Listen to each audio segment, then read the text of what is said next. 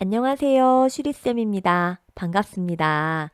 최신 기출 모의고사 B형 2교시 1부 1번부터 11번까지 함께 풀어보도록 하겠습니다.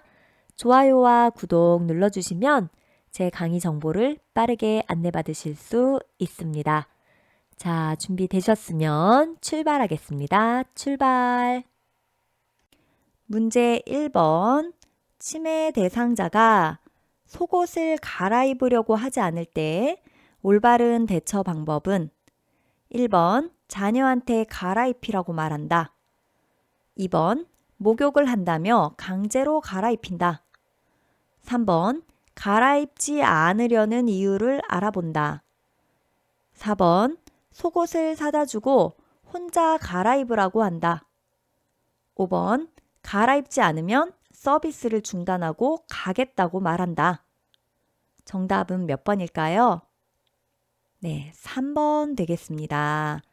자, 치매 대상자가 속옷을 갈아입으려고 하지 않는 문제 행동을 나타내고 있죠? 그러면 이런 행동을 하는 원인을 파악하셔야 돼요. 그런데 치매 대상자가 이런 문제 행동을 일으킬 때는 정말 다양한 원인이 있답니다. 속옷을 왜 안 갈아입을까요? 네, 배가 고파서 안 갈아입을 수도 있고요.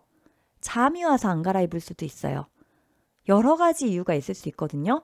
그걸 파악하셔야 돼요. 어떻게요? 잘 관찰하셔야죠. 하품을 자꾸 하고 들어 누우려고 하는지 아니면 자꾸 먹을 걸 찾는다든지 뭐 여러 가지 행동들이 나타날 거 아니에요. 그걸 찾아보셔야 돼요. 물론 당연히 왜 그러시는데요? 왜 안 갈아입으시는데요?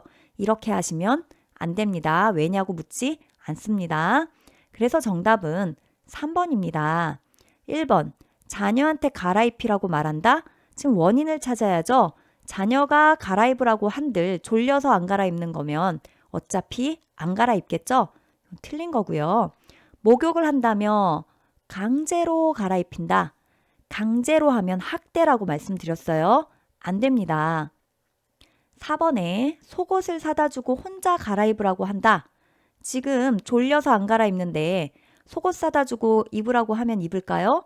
안 입겠죠. 틀렸습니다. 자, 5번. 갈아입지 않으면 서비스를 중단하고 가겠다. 협박이죠. 이렇게 하면 학대죠. 정서적 학대. 틀렸습니다. 정답은 3번 되겠습니다. 문제 2번. 치매 대상자가 혈압이 높은데도 목욕을 하겠다고 하는 경우 대처 방법은 혈압이 높을 때는 목욕을 하지 않습니다. 우리한테 부탁하면 혈압이 높을 때 목욕하면 위험합니다. 그래서 해드릴 수 없습니다. 라고 이야기하는 거예요. 그분이 치매이든 치매가 아니든 상관없이 다 안 됩니다. 되셨죠? 1번 샤워보다는 통목욕으로 한다. 목욕을 하겠다는 이야기네요. 틀렸습니다. 2번 목욕 시간은 1시간 이내로 한다. 역시 목욕을 하겠다는 얘기죠? 틀렸습니다. 근데 이제 혈압이 높지 않은 경우 목욕을 할 때는요. 어쨌거나 20분에서 30분 이내에 끝내야 합니다. 그리고 욕조에는요. 5분 이상 들어가 있으시면 안 되시고요. 5분 정도까지만 욕조에 있게 하셔야 합니다. 물론 혈압이 정상인 경우를 말씀드리는 거예요. 3번 혈압약을 복용한 후 바로 목욕을 한다. 아닙니다. 자, 혈압이 높으니까 혈압약 드셔야겠죠? 혈압약 드시고 혈압약의 효과가 나타나야겠죠? 그러려면 한 1시간은 있어야겠네요. 그쵸? 바로 목욕하면 안 됩니다. 4번 혈압이 높을 때 목욕을 하면 위험함을 알린다. 정답이네요. 그리고 목욕을 안 시켜드려야 돼요. 5번 대상자의 가족에게 허락을 받고 목욕을 시킨다. 목욕을 시킨다 그랬으니까 틀렸습니다. 정답은 4번입니다. 문제 3번 방문 요양 시 대상자가 매번 목욕을 하겠다고 알몸으로 기다리고 있을 때 요양보호사의 대처 방법으로 옳은 것은 자, 알몸으로 내가 보기 싫은 알몸을 보여줬어요. 그럼 요양보호사 입장에서는요. 시각적 성희롱을 당하신 거예요. 이렇게 성희롱과 관련된 문제에 있어서는요, 단호하게 이야기하실 필요가 있습니다. 단호하게 목욕 서비스 없어요. 옷 입으세요. 라고 이야기해야 합니다. 그런데 혹시 이렇게 목욕을 매번 하려는 이유가 있는지도 모르겠죠? 그러면 그 이유를 잘 파악해 보셔야 합니다. 하셨죠? 1번. 같이 TV를 보자고 한다. 자, 다른 데로 주의를 돌리는 거죠? 그러면 그 다음번에도 알몸으로 있겠죠. 나아지지 않습니다. 틀렸고요. 이웃에게 알려 도움을 청한다. 어떻게 도움을 청하실 건가요? 이 방법 아니고요. 단호하게 얘기해야 된다 그랬어요. 3번. 서비스 제공을 하지 않고 돌아간다. 그러면 앞으로 영원히 서비스를 못 하겠죠? 매번 목욕을 하겠다고 알몸으로 기다릴 테니까요. 그래서 틀렸습니다. 4번. 매번 임의로 목욕 서비스를 실시한다. 매일매일 목욕을 시키겠다. 그러시면 안 되겠죠. 원인 파악하셔야 되고요. 이게 약간 성적인 문제일 때는 단호하게 말씀하시라고요. 5번. 금일 목욕 서비스가 없음을 설명하고 옷을 입도록 단호하게 말한다. 5번이 정답입니다. 이렇게 하셔야 합니다. 문제 4번. 대상자가 서비스 시간 이외에 자주 전화하여 이런저런 푸념을 할 때 요양보호사의 대처 방법으로 옳은 것은? 한번 풀어보세요. 1번. 무조건 전화를 받지 않는다. 2번. 상황을 파악한 후 개인적으로 해결해 준다. 3번. 이야기를 들어주고 추가 서비스 수당을 받는다. 4번. 대상자를 이해하며 전화를 받아 끝까지 들어준다. 5번. 서비스 제공 시간 외에는 통화가 어려움을 이해시킨다. 정답은요? 네, 5번입니다. 비교적 쉬운 문제죠? 자, 전화가 왔는데 전화를 무조건 안 받아요? 그럼 이분이 다른 번호로 전화하면요. 받을 거 아닙니까? 그럼 큰 상처 받으시고 날 피했구나. 요양보호사 바꿔주세요 하겠죠. 이렇게 무조건 전화를 받지 않는 건 좋지 않습니다. 2번. 상황을 파악한 후 개인적으로 막 해결해주고 그러면요. 서비스 시간 외에도 계속 일하게 되시는 거죠. 삶이 굉장히 피곤해지시겠죠. 이러시면 안 됩니다. 3번. 이야기를 들어주되 그 시간도 내가 일한 시간이니까 추가 서비스 수당을 받는다. 안 되십니다. 계약된 서비스만 하셔야 되는 거죠. 따로 돈을 요구하시면 안 됩니다. 4번. 자, 전화를 받아서 끝까지 들어주면요. 2번과 마찬가지로요. 내 생활이 없어지시고 다른 할 일에 지장을 받으시겠죠? 안 됩니다. 5번. 서비스 제공 시간 외에는 통화가 어렵다라는 것을 충분히 이해시켜야 하고요. 이 외에도 계속 전화가 오면 어떻게 해야 되죠? 센터장한테 얘기해야겠죠. 자, 그래서 정답은 5번입니다. 문제 5번. 요양보호사가 몸에 감염되었을 때 치료 방법으로 옳은 것은? 1번. 흉부 엑스레이를 찍어 감염 여부를 확인한다. 자, 틀렸습니다. 엑스레이를 찍는 경우는요. 결핵 같은 경우죠. 폐결핵 같은 경우. 그런데 옴은요. 피부에 굴을 뚫고 지나다니면서 감염시키죠. 그래서 피부에 증상이 나타나기 때문에 엑스레이 찍지 않아요. 2번. 병원에 가지 않고 깨끗하게 씻어서 관리한다.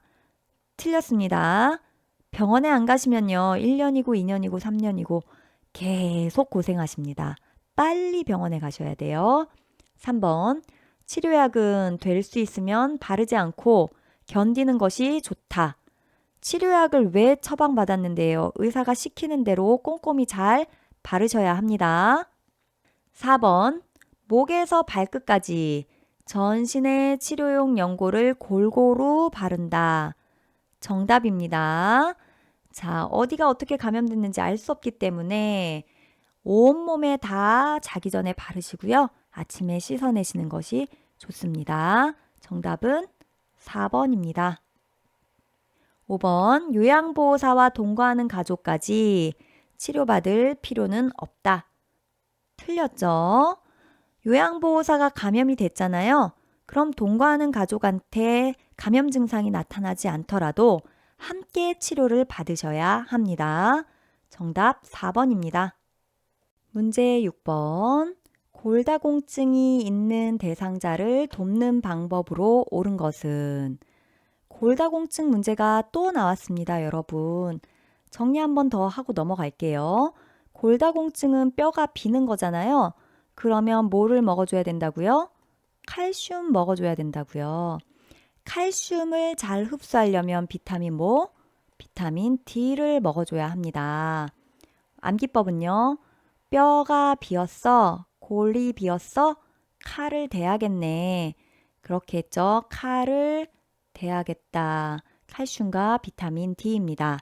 자, 비타민 D는 먹을 수도 있지만 자외선을 받아도 된다 그랬죠? 햇빛을 쬐주면 비타민 D가 생성이 됩니다. 같이 기억해 두시고요. 자, 골다공증은 어떤 운동을 해야 되죠?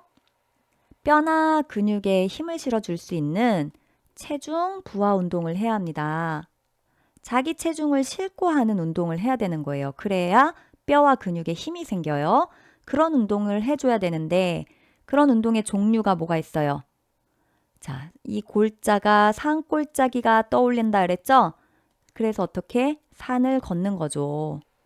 산 걷죠. 자, 산은 산책, 걷은 걷기, 조는 조깅, 가벼운 조깅이죠. 그리고 산을 걷는 게 결과적으로는 등산이잖아요. 그래서 등산도 해당이 됩니다. 산책, 걷기, 가벼운 조깅, 등산. 이런 것들이 체중 부하 운동이고요. 여기에 뭐는 안 들어간다고요? 수영은 안 들어갑니다. 아셨죠? 수영은 언제? 퇴행성 관절염일 때. 아셨죠? 자, 1번. 체중을 줄인다. 틀렸습니다. 적절한 체중을 유지하는 것이 골다공증에 좋습니다. 2번. 비타민 C를 섭취한다. 틀렸네요. 비타민 뭐? D를 섭취해야 되겠죠. 그러면 비타민 C는 언제? 빈혈일 때 철분 흡수를 도와주는 비타민이죠. 3번. 체중 부하 운동을 한다. 맞습니다.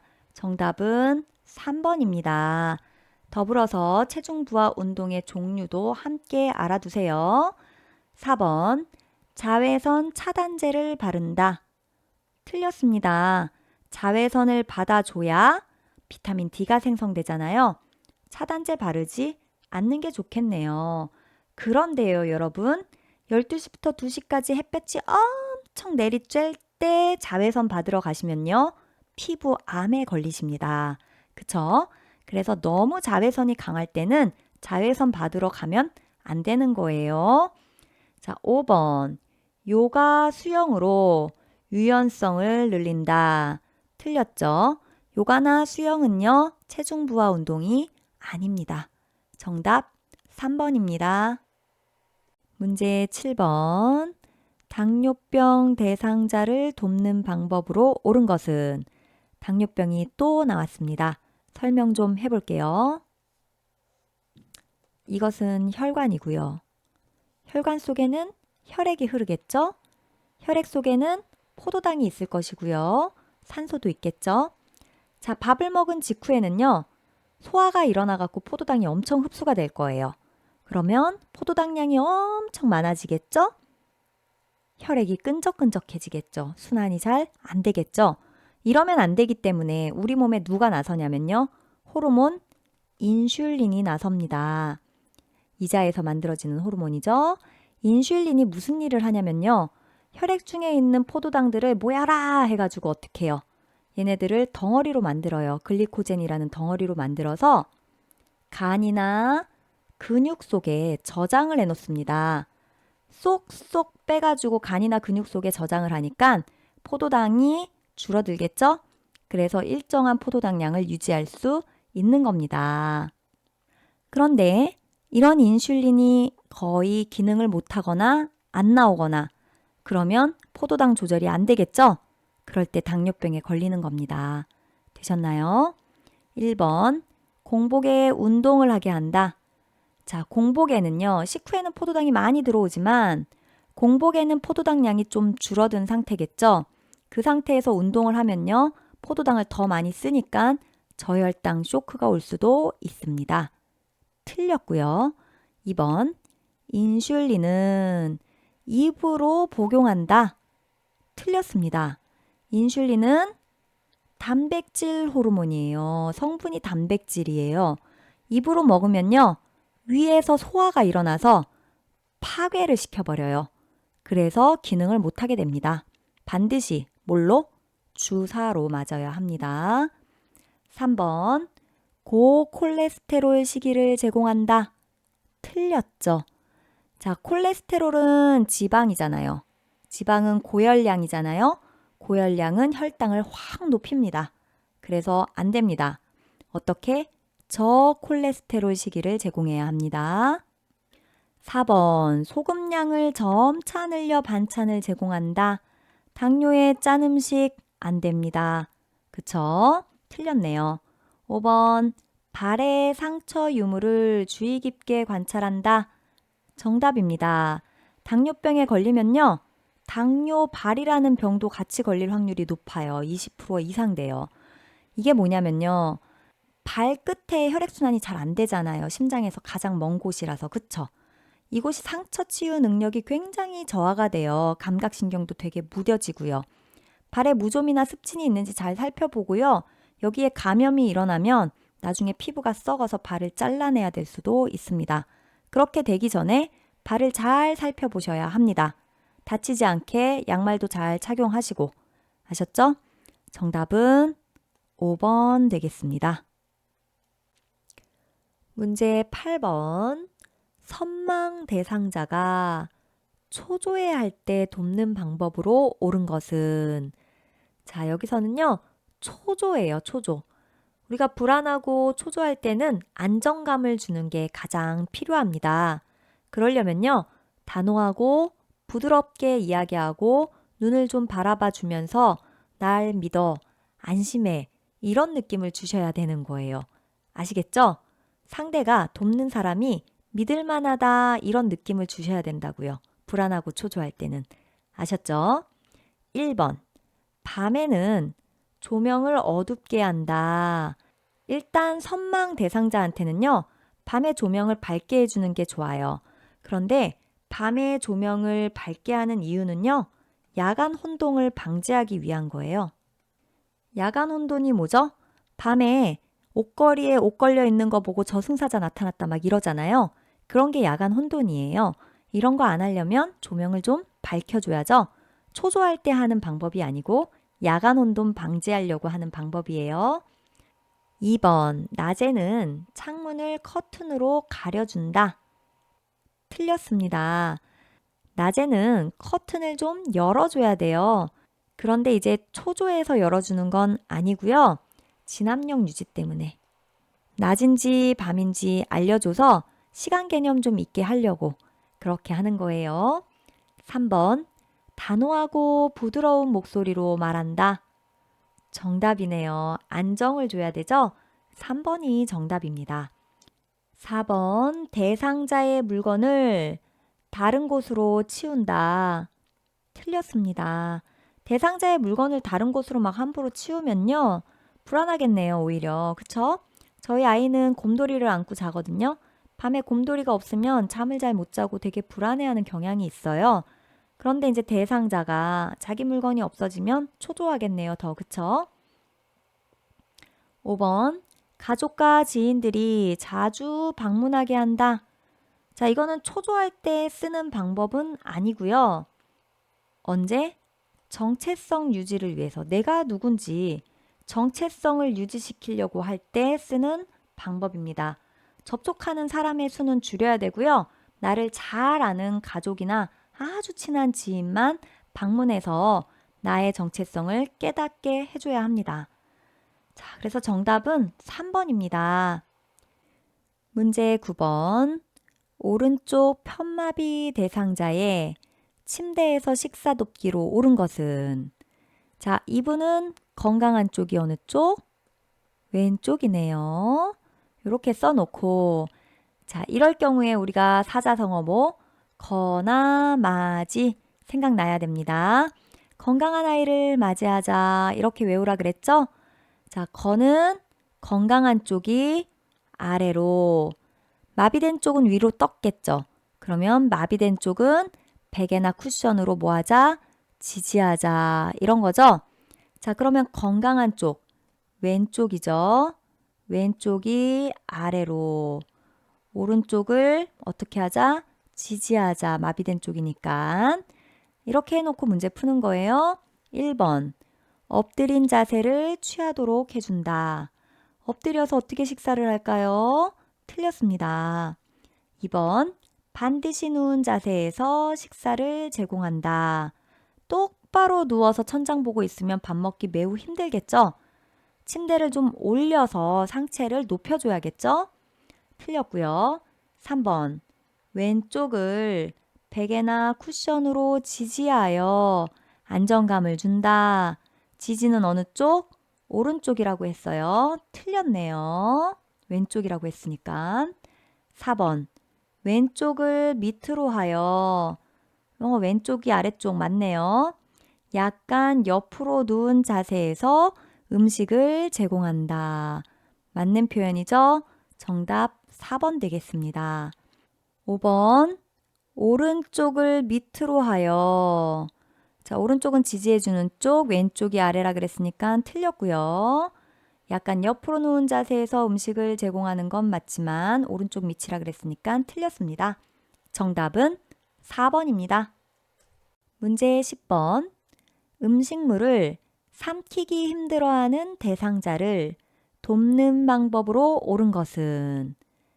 음식물 삼키기 힘들어하는 대상자, 연하곤란 대상자네요. 1번. 천천히 식사하도록 자주 질문을 한다.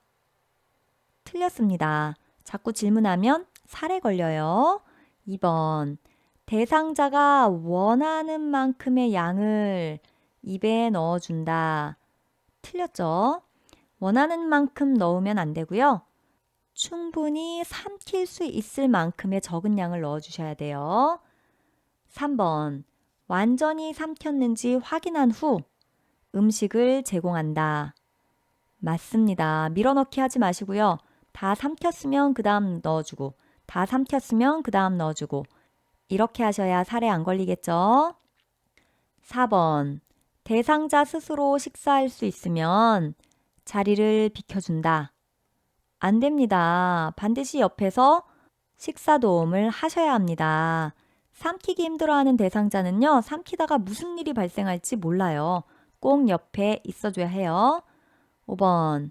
삼키기 쉽도록 턱을 위로 들게 하여 식사를 제공한다. 완전 틀렸어요. 턱을 위로 들면요, 기도가 열리고 흡인성 폐렴 될 수 있어요. 식도로 음식이 안 넘어가고 기도로 넘어간다고요. 이렇게 하시면 절대로 안 됩니다. 턱을 좀 당겨야 해요. 정답은 3번이었습니다. 문제 11번. 경관 영양을 하는 대상자를 돕는 방법으로 옳은 것은? 1번. 고농도의 진한 영양액을 준비한다. 틀렸습니다. 고농도의 진한 영양액을 주면요, 설사를 하거나 탈수가 일어나거나 그렇게 되죠. 안 됩니다. 2번. 비위간이 빠지면 즉시 밀어넣는다. 틀렸습니다. 비위간을 넣거나 빼거나 다 누가 하는 일이죠? 네, 간호사가 하는 일이죠. 요양보호사의 업무가 아닙니다. 3번. 의식이 없는 경우에만 경관 영양을 한다. 틀렸습니다. 의식이 없는 경우에 경관 영양을 하죠. 이 만자가 틀렸어요. 언제도 경관 영양을 하죠? 네, 삼키기 어려운 경우에요.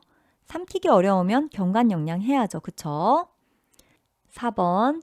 비위간이 새거나 역류되면 간호사에게 알린다. 맞죠? 새거나 역류되는 건 문제 상황이 발생한 거죠?